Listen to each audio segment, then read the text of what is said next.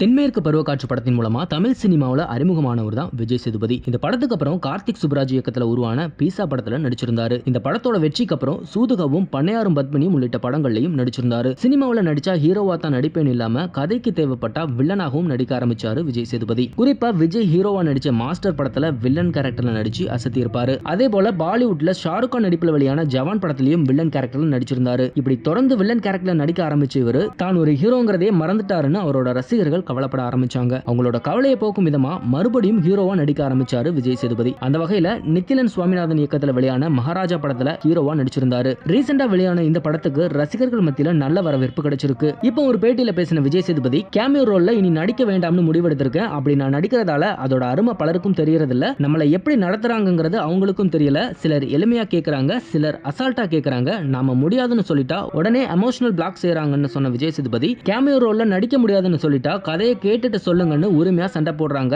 மற்ற நடிகர்கள் கேமியோ ரோல்ல நடிக்க ஒத்துக்கிறது இல்ல, அதனால என்கிட்ட வர்றாங்கன்னு நான் முடியாதுன்னு சொன்னா கோபிச்சுக்கிறாங்கன்னு அந்த பேட்டியில சொல்லியிருக்காரு. இது மாதிரியான சினிமா நியூஸ் பத்தின அப்டேட்டுகளை நீங்க உடனுக்குடன் தெரிஞ்சுக்கணும்னா மறக்காம நம்ம சினி மாடல் சேனலை சப்ஸ்கிரைப் பண்ணிக்கோங்க.